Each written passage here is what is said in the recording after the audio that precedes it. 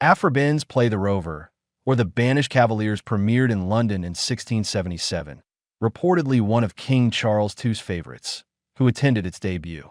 In Restoration England, theater was inherently political, especially when authored by a woman and boldly challenging Puritan strictures.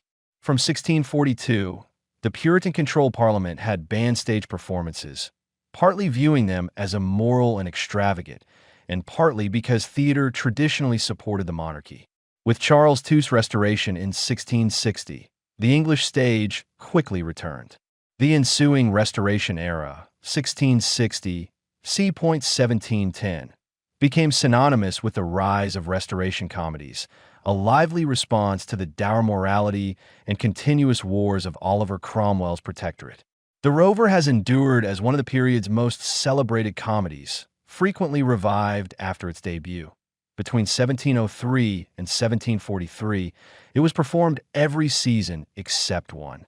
The play is adapted from Thomas Killigrew's Thomaso, or The Wanderer, c. 1654, a closet drama written to be read rather than staged, based on Killigrew's experiences as a cavalier in Madrid under Charles II.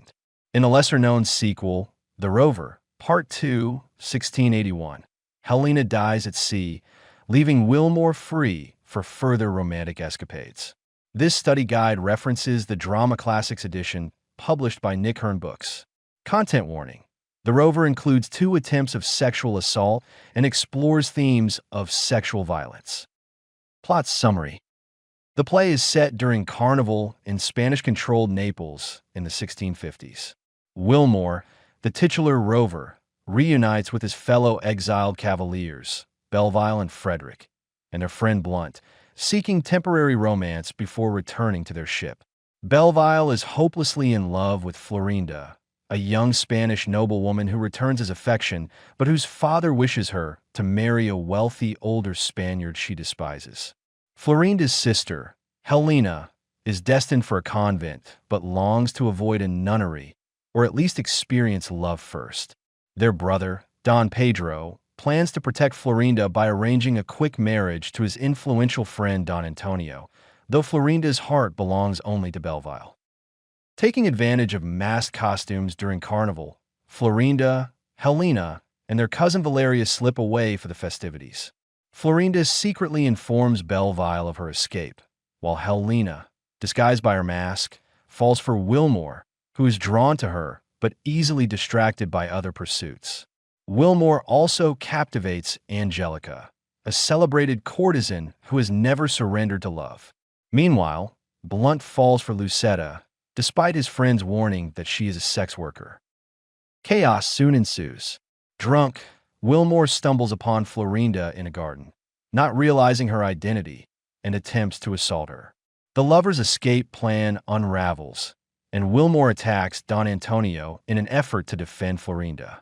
At the same time, Lucetta tricks Blunt into disrobing and robs him, leaving him humiliated and vowing revenge against women. Mistaken identity leads Belleisle to win Florinda's hand in a duel, though Don Pedro refuses to consent to their engagement. Florinda flees to Blunt's house, where he plans to exact vengeance by assaulting her. Frederick and Willmore, believing she's a sex worker, attempt to join in, but Florinda defends herself by presenting a ring Belleisle gave her, causing Blunt to hesitate over her social standing. Belleisle arrives with Don Pedro, who leaves before her identity is revealed. Once alone, misunderstandings are resolved, and the men apologize to Florinda. A priest marries Florinda to Belleisle and Valeria to Frederick. Angelica arrives intending to shoot Willmore, but is stopped by Don Antonio. Ultimately, Hellena and Willmore decide to marry, and Don Pedro begrudgingly offers his best wishes to all. Thank you for watching. If you enjoy this video, leave a like and subscribe.